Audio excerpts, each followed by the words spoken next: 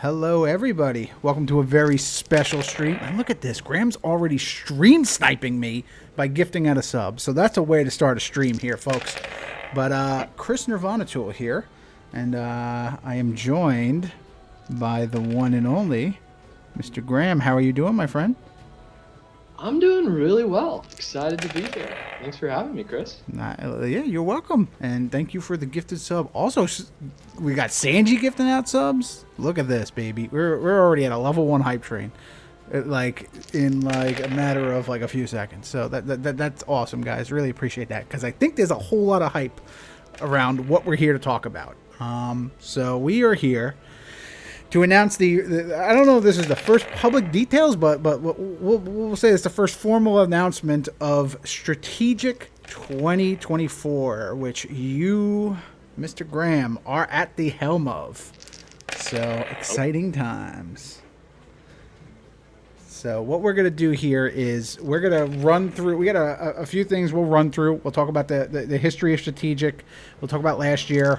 Then we'll kind of get into what's going on this year. Show you guys a little bit of the map, which you can already see on your screen right there. We'll blow that up for you. Don't worry. We'll get a little bit bigger there. But if you are watching live on Twitch and you have questions, or if you're watching the VOD of this now on YouTube and you have questions, just put it in the chat or put it in the comment section. Let us know, and we will get back to you.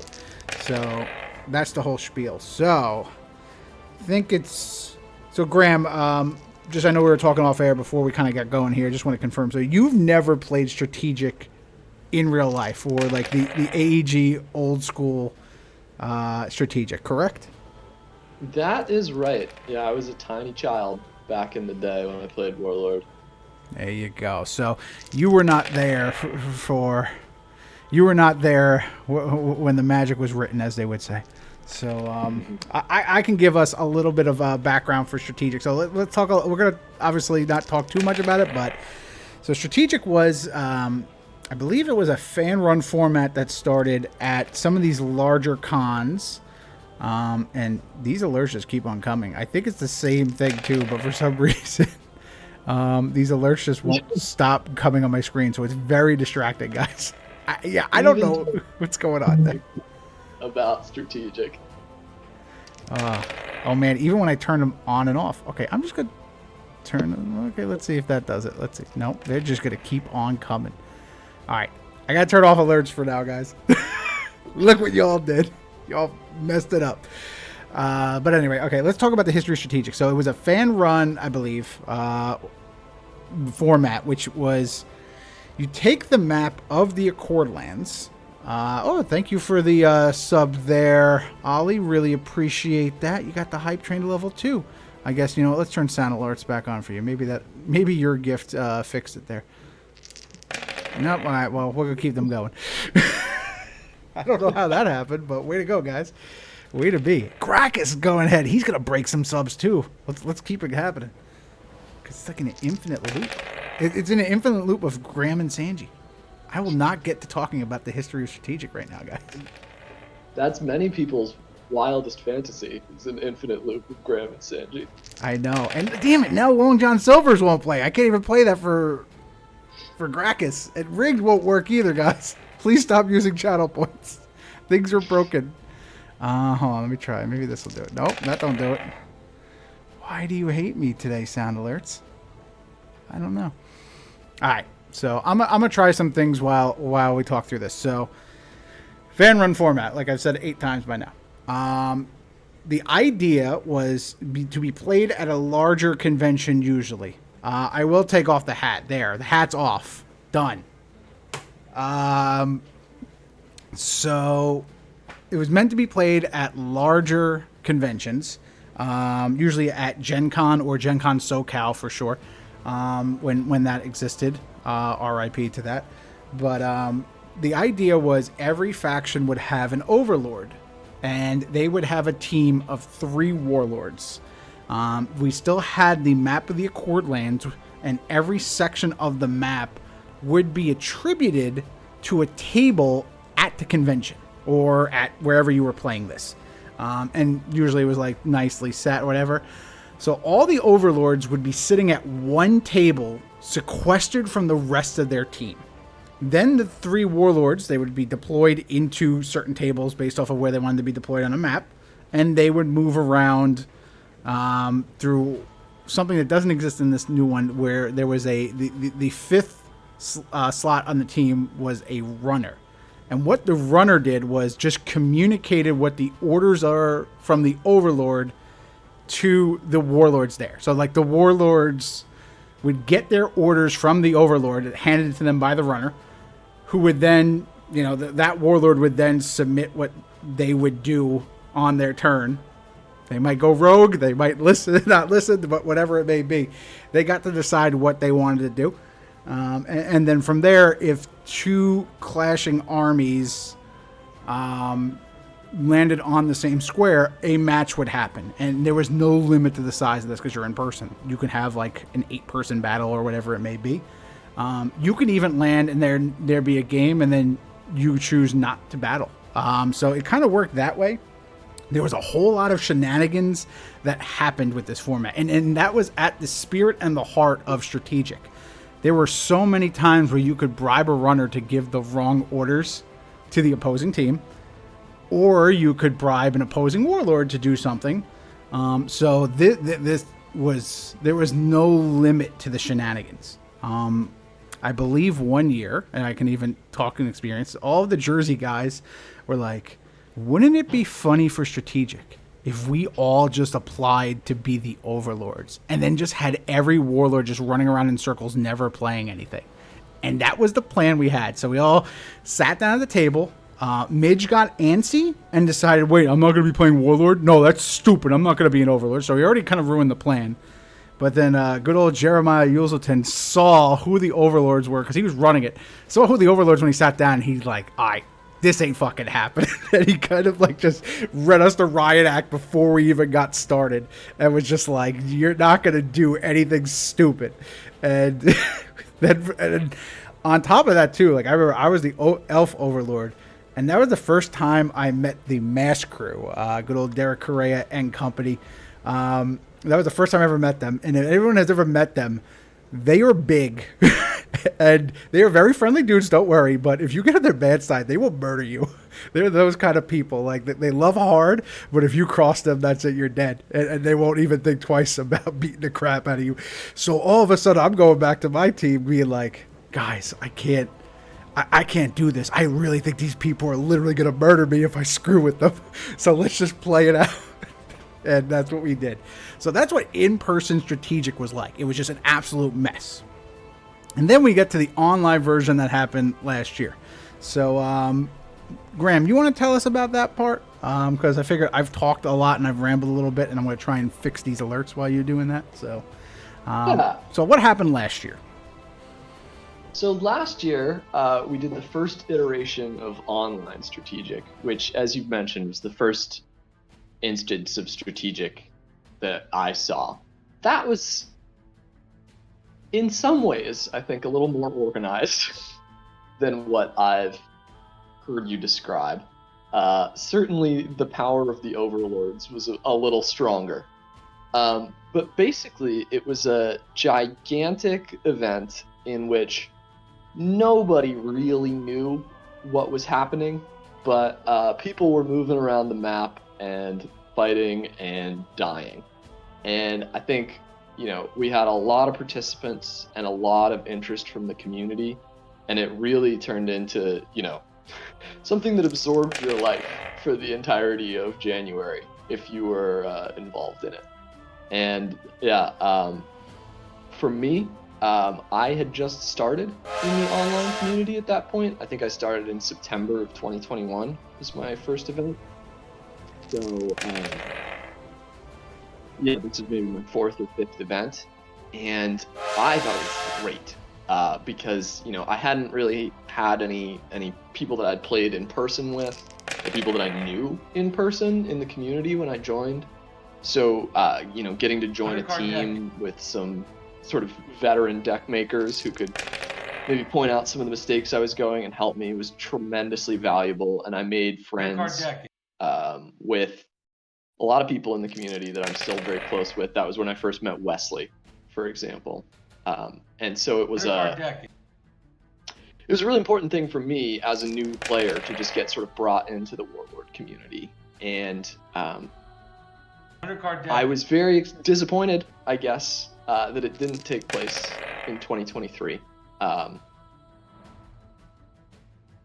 And so when Josh and Woodrow stepped back from running the online events and asked me to chip in, I saw my opportunity to bring it back, because it was an event that I thought was tremendously fun.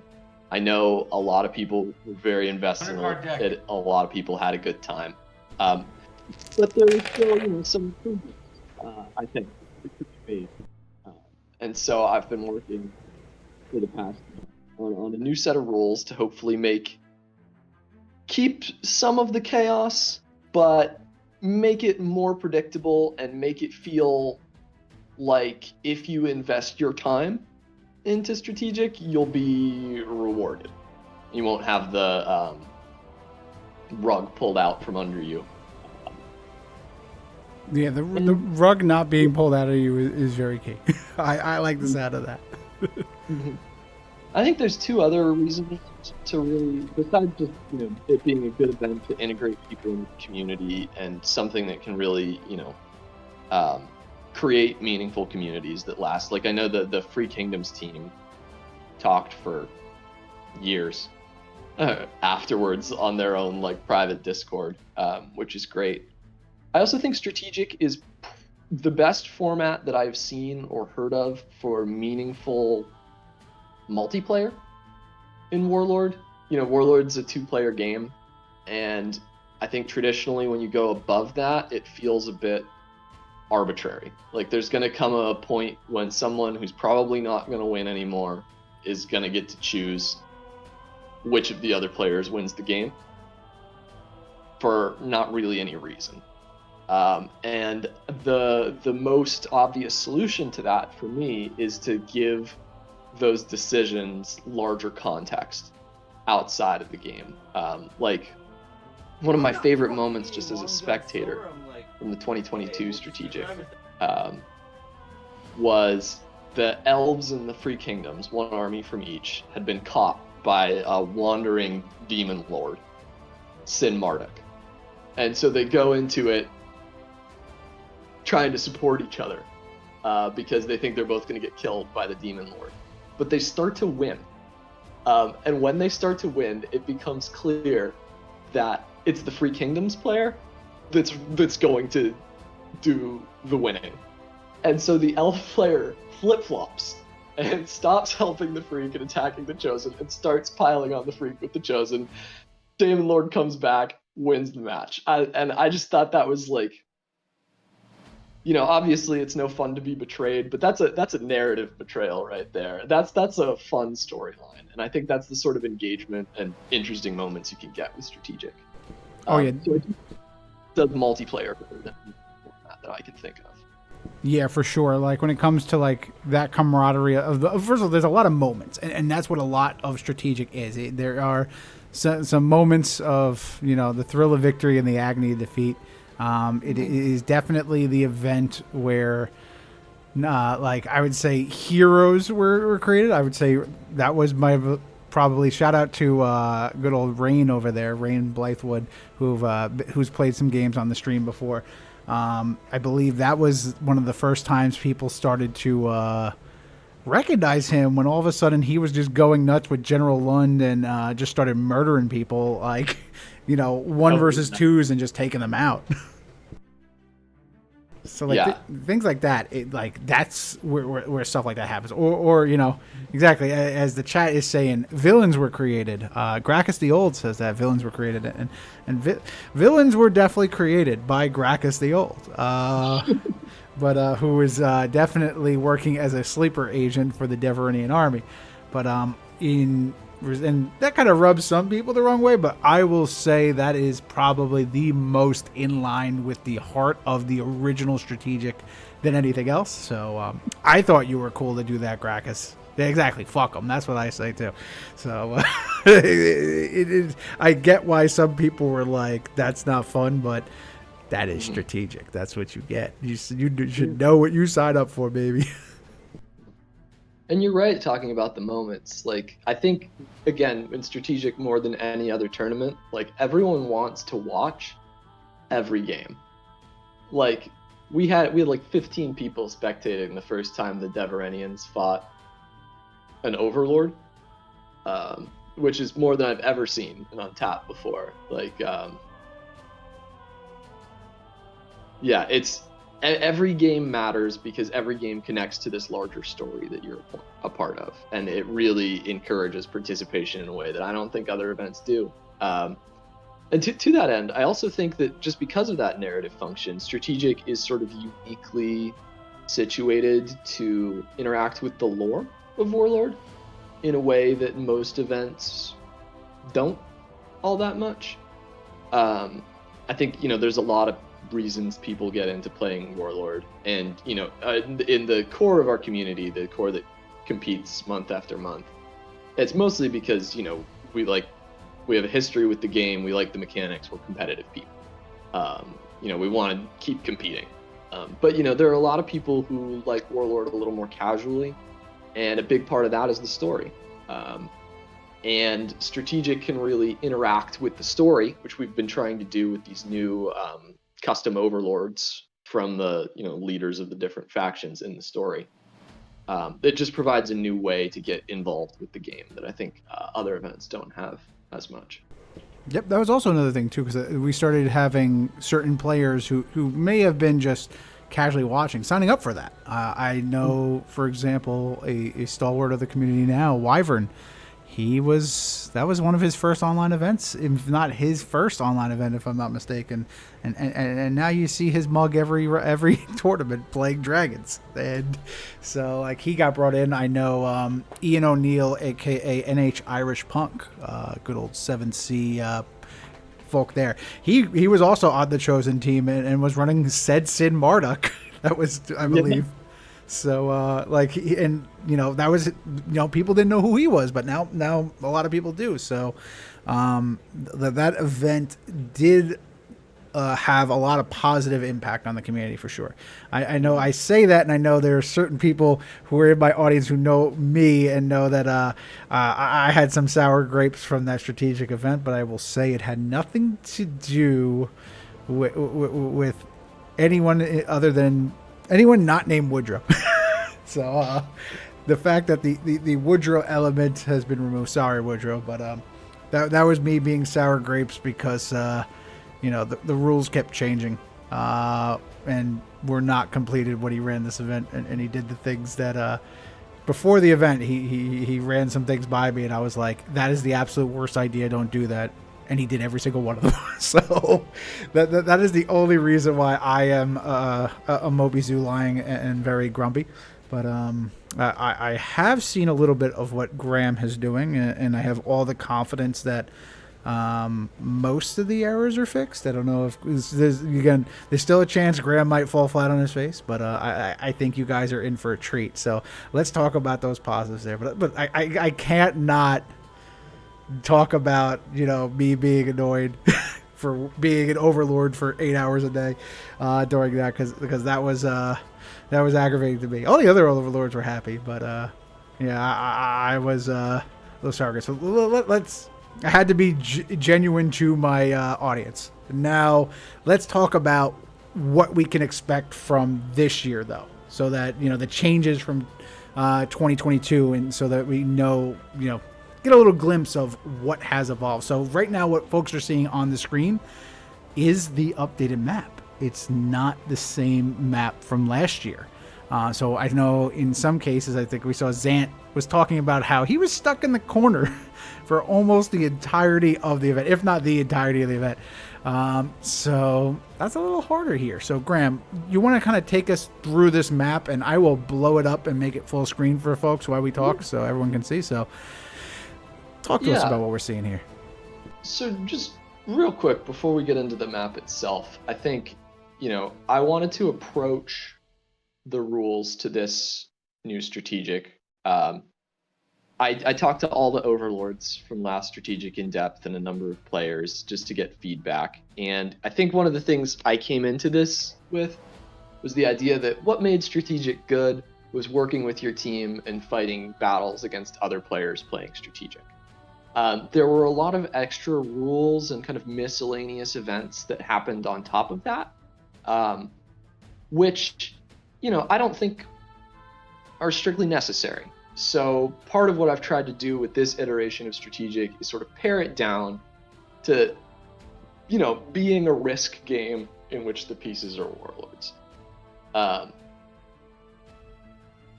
And a big part of that for me, to make things a little bit clearer, to make things visually more interesting, to interact more with the lore, was to switch from the grid system to a risk style territory map. So yeah, if you want to blow it up, let's go for it. Basically, the heart of strategic is there will be one overlord for each of the 6 factions. They'll each draft a team of warlords to their side. On the map, you see each faction will begin controlling 2 different territories, one of which is their capital, which is where their overlord lives, and the other is their outpost, which is the smaller faction symbol, which they can also start at. But the basic goal is you'll be moving from territory to territory, conquering them for your faction. And if you move into the same territory as another faction, you'll fight. And the winner will own the territory. So the movement will be a little bit different. We're not going to be counting space by space. We're going to be moving territory by territory. There is no loot or anything like that like we had last time. And the points have been shifted so that controlling territory is the way you get the majority of your points. And that should, encourage people to fight, but also hopefully have us avoid situations where, last year by round 5 or something, the Nothrog were so far ahead that the result was basically finalized. And there was nothing you could really do to stop the Nothrog from winning. In this version, you can always take people's territories and lower their points. So it should be up in the air for longer with any luck. And how does movement on this map work as well? As I switch back to the smaller map, just so we can kind of see. So, just is it's kind of set because I think it was every warlord can move up to 3 squares last time. So is that still the case? No. So the way it works now is a warlord can move through any number of allied territories, or up to 1 neutral territory, and then they have to come to a stop. For example, if I am the Terror of Sharn Keep, and I'm in Baraxton, I can move through Thune, which is a neutral territory, and then as soon as I enter the Myrith borderlands, I have to stop, because I've been through 1 neutral territory. As soon as you enter an enemy territory, you stop. And Gotcha. you can't move through borders. So you can move from Baraxton to Lakat. You cannot move from Baraxton to Rowan. Gotcha. Okay, cool. And then I see obviously there's certain squares on here that they have a blue border, so that's kind of signifying that there's water there. So how are those going to work for movement or anything like that? So yeah, blue borders are impassable. If there's blue within a square, like in Wyvernlands or Morn, that doesn't do anything. I was just having fun when I made the map. Gotcha. And you can't run off the board, so sorry, folks. I mean, you might be able to run off past the Bearlands, but there's only one way to find out. You can try it yourself. Yeah. The other really big change that I wanted to talk about is last year everyone got 2 Warlords. So when you entered the event, you submitted 2 deck lists. If your first Warlord died, you played your second Warlord. And that was it. There were revives scattered around the map that you could collect, but that was how it worked. We're going to do things a little bit differently this time. Everyone's going to start with 1 Warlord. Just 1. So when you start the event, you'll provide 1 deck list. When a Warlord dies, it's dead forever. It's not coming back. And again, that makes it just a little bit more loreful and maybe encourages some more fun deck building. But each round, the Overlord can redeploy 1 player who can enter in, build a new deck, and show up with a new Warlord. There will also be some flex number of redeployments depending on how many people we have. So it'll be 1 per turn plus maybe 3 or 4 whenever you want throughout the tournament. And the idea there is that, last year we saw all the Nothrog build essentially the same deck. And nobody had prepared for it. And it just wiped the floor with everyone pretty much the entire time. So the idea here is that you're only locking in 1 deck at the beginning of the event. So if all the Nothrog show up with Karachkuk, maybe your first Warlord dies, but then you come back with a deck with Philgia and Staff of Secrets and Stygian Wraith or something like that. So that, the meta can evolve throughout the event. And that's going to be real interesting too, like the idea of deck building mid-event. I know it's something that the community has always joked about. I think in our Discord we've even had a conversation of, just take for 2-round losses to see what everybody is, and then just run the meta and run the floor, go 4-2, make the cut, and then win the event. But that you get to do that legally here. So there you go, guys. But then you can counter the counter to counter the counter, and get an achievement that way. Are there going to be any achievements this year? That's an interesting question.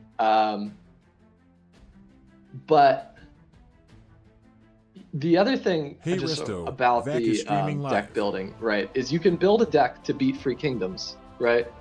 Or you can build a deck to beat Nothrog, but you're going to have to get that army safely to the Nothrog to fight them without running into any dwarves or elves.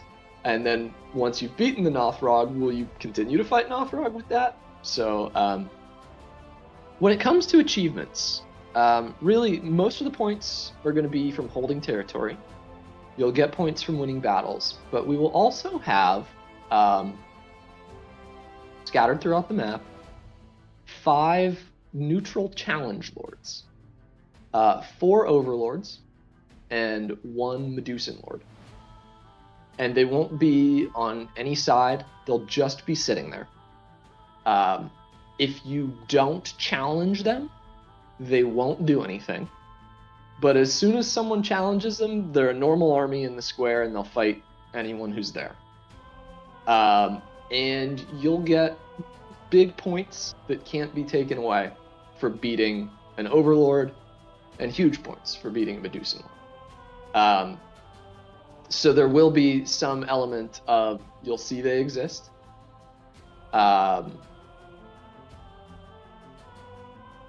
You might have to send a scouting army to figure out what the deck looks like, but then you could potentially build a deck to beat an overlord. Just hope you don't run into any other armies looking to do the same thing on the way, because those will be points that can't be taken away from you. That's true. So yes, because I remember with 2022 as the Dwarf Overlord, we knew that Corteth was the overlord for the mercenaries and was sitting in a capital that was right near it. So one of the decks that the team built out was Gris Iron Fist. Like, all right, you only exist, so you're going to make a charge at Corteth and try and take him out, as if we need a Hail Mary there. But we had to obviously build that out and plan that before we even took the field. So now, like the strategy as an overlord you can do is wait to kind of see who these overlords are, figure out what they are, know what kind of, based off any history or anything, maybe you've seen these overlords in the past or maybe you haven't, tech yourself to take them out and go from there. You said that they, just want to clarify, so you say they sit on a square in the board. People can walk through them but not challenge them, so like they can just be passing by and just kind of like, you're allowed to like walk on my land, just don't start nothing, don't be nothing kind of deal. Well, the overlords and the Medusan lords, right, they're not participating in this big battle of all the factions against each other. They're up to their own nefarious schemes. Barada's lurking in his lair working on his master plan to conquer the universe. He doesn't care what's going on around there. So if you walk through and nobody calls the overlords out, they'll just sit there. They won't interfere with you. If anyone, and this is something you'll do as part of movement, one army per faction per square can issue a challenge. If anyone challenges the overlord, they become a normal army on that square. They're guaranteed to fight the person who challenged them, but other armies that may have just been passing through could get drawn in. So theoretically, someone could kind of set off a bomb on their square if they so choose. If they see that there are 3 people now on here, and I have I have no chance of winning, and it just happens to be an overlord or reducer lord on this, I can be like, oh, well, I'm going to challenge that guy. Now all 4 of us are going to go in, or all 3 of us are going to go into that Medusan lord and get wrecked, or whatever it may be. So like that's a option. Like that's a strategic play in strategic. You got to be careful about stepping on squares with overlords. There we go. And I do want to point out, if we're not going to repeat it, but if any of those keen listeners heard Graham, he might have spoiled what one of those overlords might have been. But we're not going to say it again because you missed it. Or you can watch the VOD and rewind. Keep giving me views, folks. But that's a little taste of those overlords. Speaking of overlords, I think we got other overlords that we know of for each faction that you yourself have been spoiling through Discord and Facebook announcements. You want to talk about the process of kind of doing, because like what we did last time we played this, obviously, was just take existing overlords for one for each faction. But you went a little different with this, and there's a whole lot of flavor. So anyone who loves some lore and definitely has some stakes in some older characters, especially of a certain faction, then they might be really pumped about this. So I got them on the screen now. You want to talk a little bit about these bad boys? Yeah. So one of the things that we encountered, one of the pieces of feedback I got from a lot of the overlords last year, was that they wanted to have been able to play some games. Since the overlords, unless they were challenged, didn't really get to do a whole lot. We're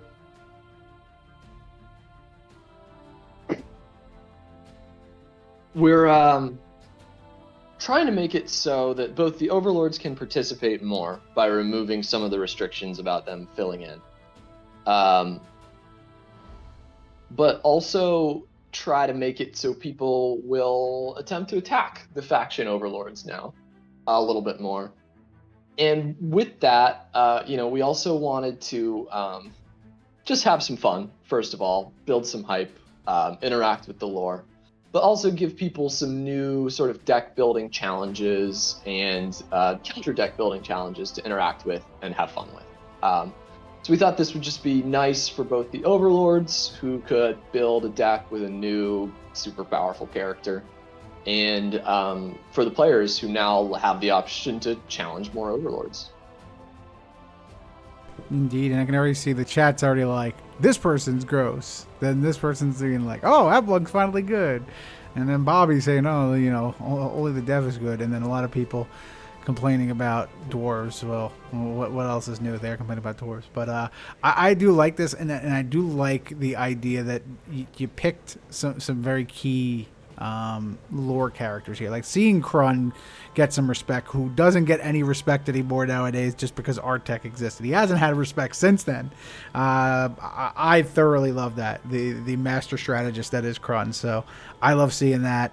But I also want to say that the artwork or I don't think the artwork was done by this person, but the layout was done by none other than friend of the show, Bane. So I can't really see it because the screen's a little small here, but on the side you see like Bane Creations. So definitely want to shout him out for his assistance on these because these cards look gorgeous.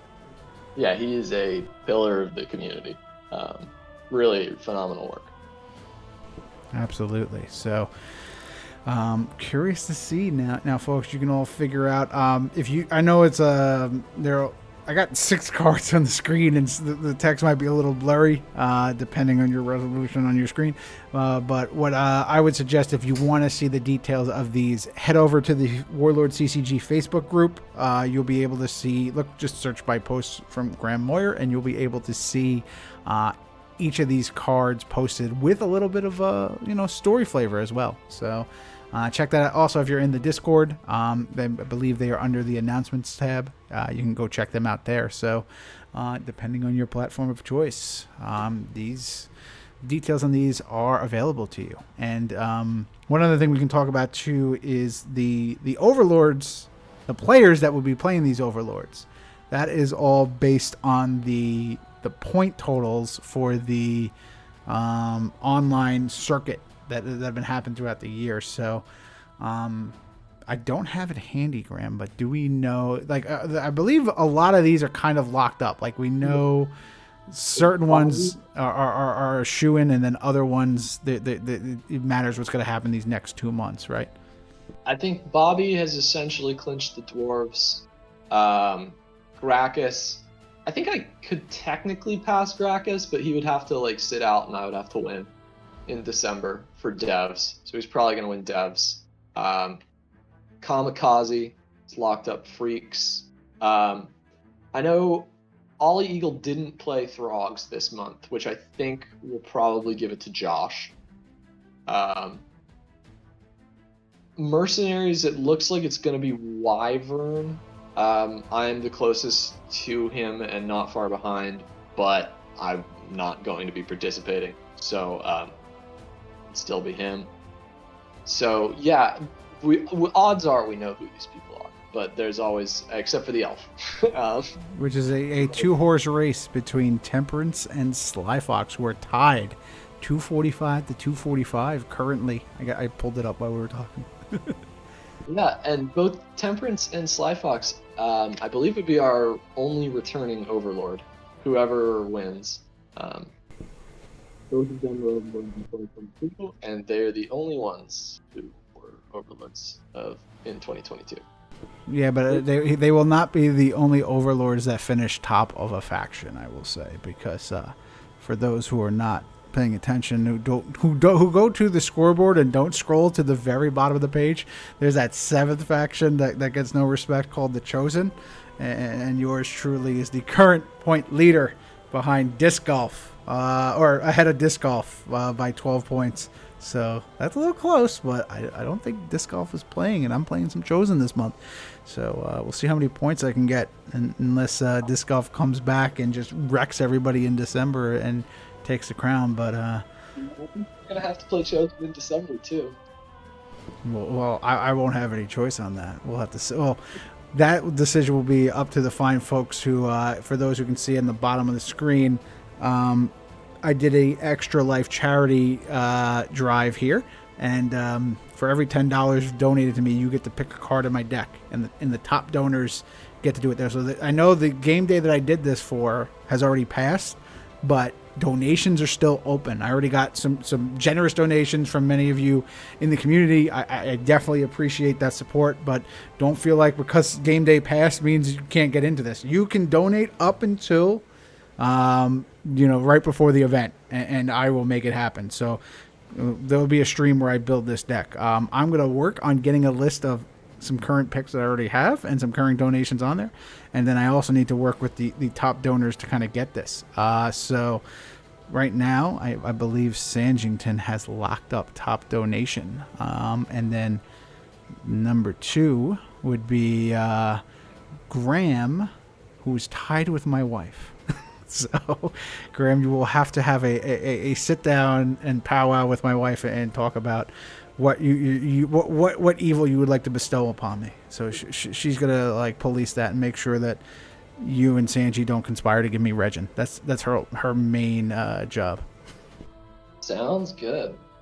It's also, speaking of chosen, if I might ask myself a question, you might be wondering, will there be chosen in this strategic? And I'm happy to be able to answer you that no, there will be no chosen. It will be the 6 main factions, and that's it, with no extra teams introduced at any point. It is possible that one of the neutral challenge lords might be chosen, but that is the only place that chosen would show up. There you have it, folks. You don't have to worry about the purple people eaters. So we'll have to figure out what happens to me for being top chosen. Stay tuned. I guess there's only one way to find out, folks. Suckers.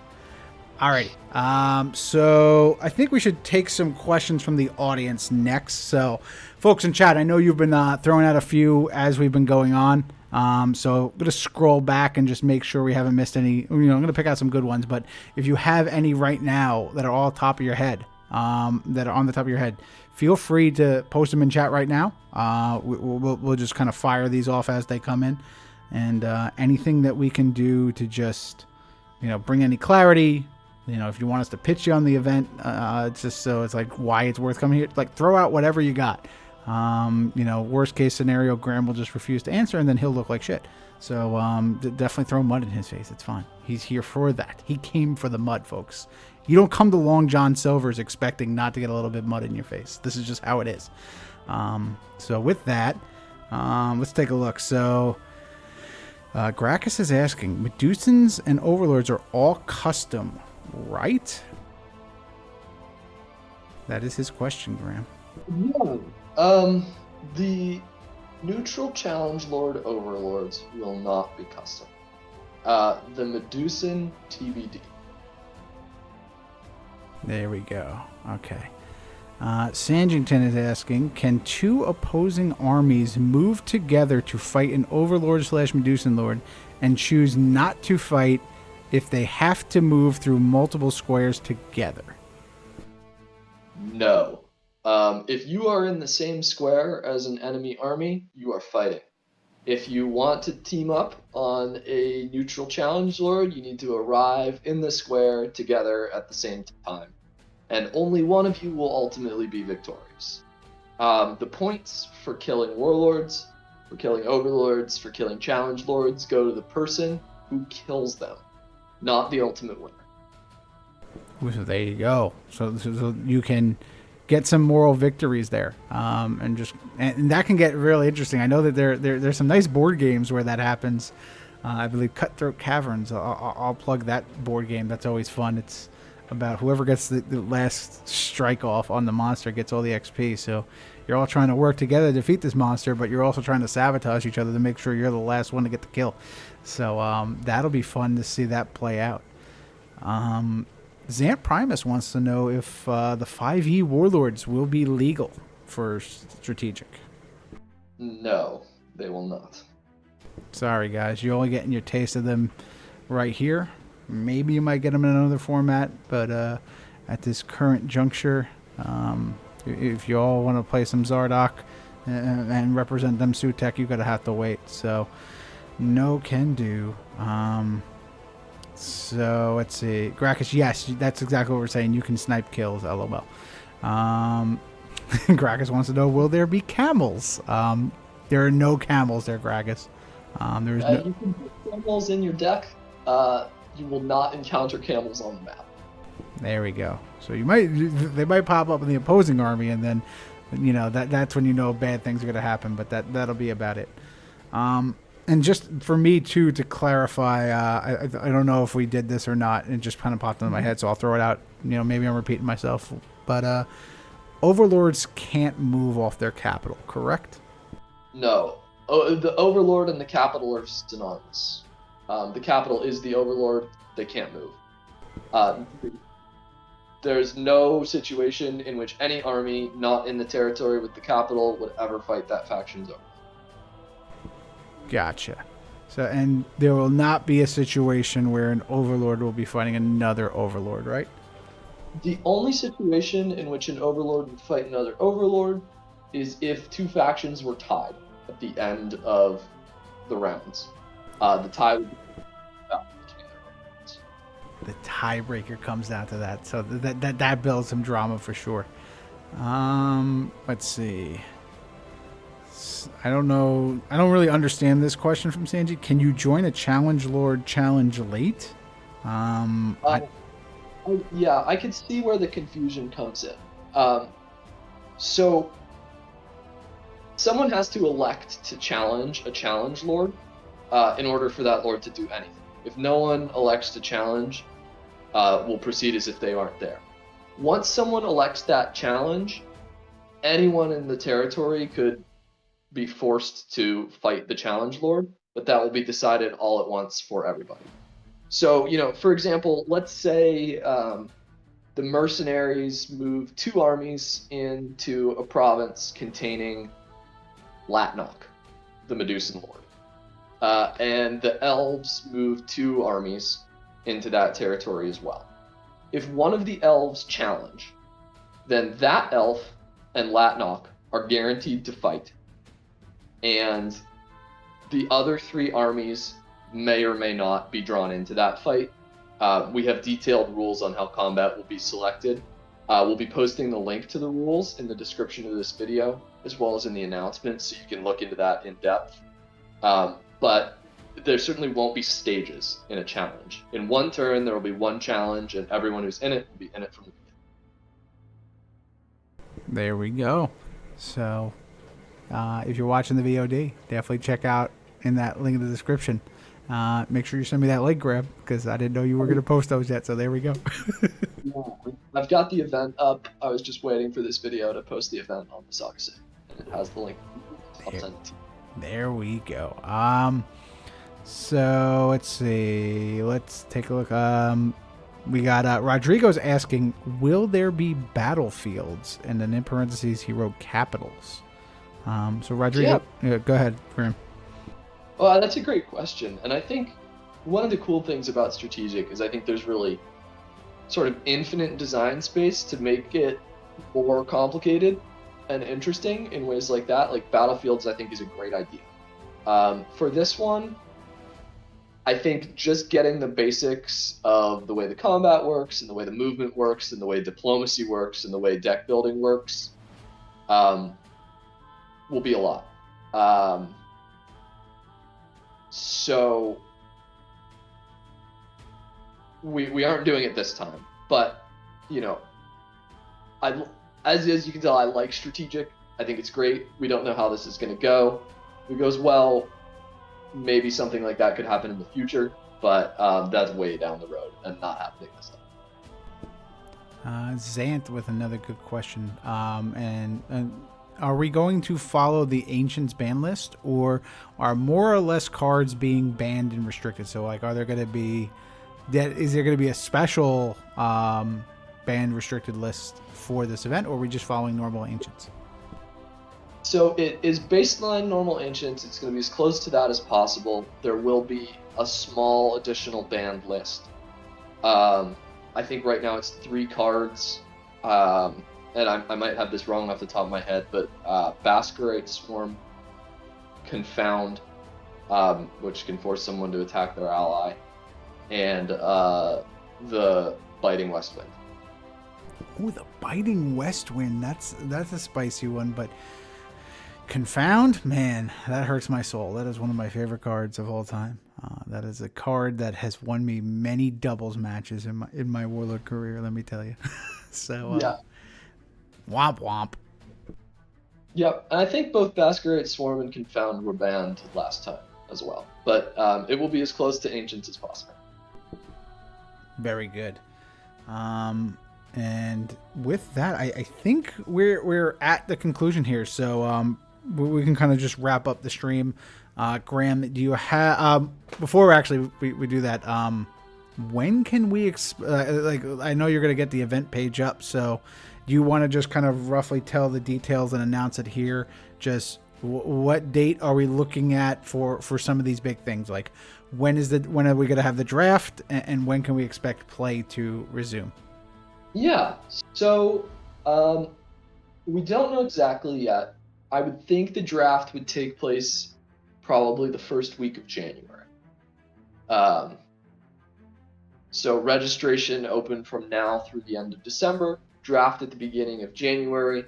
We're going to be doing 7 rounds of 3 days each, so slightly longer rounds because another one of the big pieces of feedback we got was that things were a little bit tight time-wise and that people had trouble putting as much thought into things as they would have liked to. So first week will be the draft, then there'll be a week for preparation, then 3 weeks of play. And we might spill over a little bit into February. There we go. So if folks want to sign up for that, when are sign-ups going to happen? Sign-ups start now. I've provided instructions for the sign-up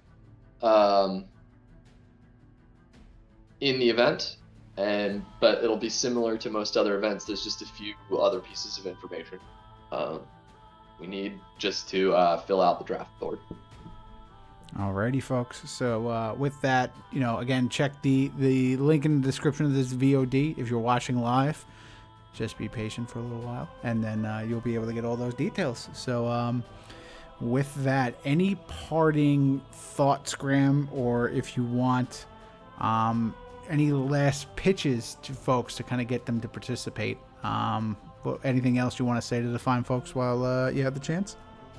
Yeah, I think, as when I was a new player, strategic was my favorite thing that I did in Warlord, and the event that I think really brought me into the community and really got me back into the game. I had a ton of fun, and I think you will too. As a participant, particularly a casual one, the game does not make that many demands on you. You'll have people to help build your deck, you'll play some Warlord, you'll get advice from experienced players, you'll see the story unfold, you can get into it and support your team.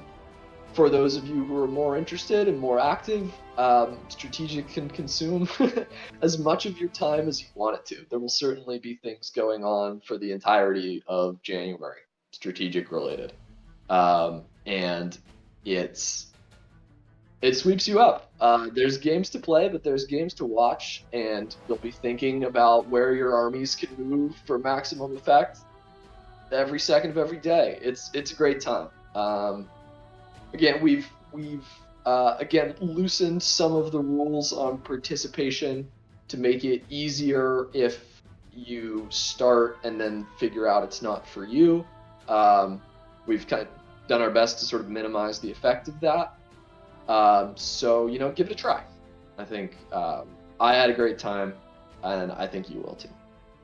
There we go. And yes, the camaraderie that came from that event, I still regularly talk to all of my teammates. Well, 2 of my teammates are literally my close friends, Sanji and Bobby, who are in my group chat daily, but I regularly have conversations with Whirlfall. Me and Amanda Eagle always we always end up playing each other. A little less this year, but every time we always still talk and think back to the Stone Fist deck that she's known for. And she's like, wherever we had that, when we were going through Strategic, she's like, this is just the only one I know how to play, so please make sure that I play it. So we constantly joke about that. Yotaka, I always talk to him, but he's kind of doing league stuff, so that's why I talk to him. Okay, well, Wyvern's here. Thanks for showing up, Wyvern. We'll make sure we revise the resto alert to be for you to let you know that we've gone live. Yeah. Gracchus Bobby will do that. So that comes with the territory. But don't worry, if you're a new person, Bobby usually won't do that to you. He only does it to veterans. So any of you new folk who are looking and you're like afraid of this Forge Cake guy, don't worry about it. He really is a puppy dog. Especially if he doesn't know you. He won't bite. That's just how it goes. But Gracchus, yeah, no, you're gonna get every insult in the world thrown at you. Or like me, see? There you go. You know that, you know Bobby for like 2+ decades, and this is what you get. This is just how it goes. So with that, would like to thank you all for watching. Thank you to everybody who subbed. So again, take a look out for the announcement there. This channel, along with many of the other content creators, will be providing coverage of the strategic event as it goes through. So details to come there. Just stay tuned as that kind of works out. But for sure, folks, we'll make sure that as much of that is covered as possible. So if you decide not to play, you still want to follow, we'll make sure that you're up to speed on it. So thank you, everybody. Appreciate you all watching. Stay tuned. I will do one last plug tomorrow around 4 p.m. Eastern. Check out my round 1 of Classy Turncoat. So I'll be back in the saddle playing some Warlord cards against The Thing. So it wasn't about me. Get out of here. This is my stream. Of course it's about me. No, I have an ego. That is literally what you guys come here. You come here for my ego. So no, that's what you're getting, Bobby. But come back at 4 p.m. and maybe you like to see The Thing instead of me. Maybe you like to see The Thing shoot me with Ducat, because it's going to be a Ducat on Ducat fun fest over there. So check it out. And if you're watching the VOD, yeah, the game probably happened, because it's probably going to be like 4 seconds long. So you probably missed it. But check out my Classy Turncoat games as they're going to be going through this month. But until then, we will see you all later. Have a good night. Take it easy. Bye-bye.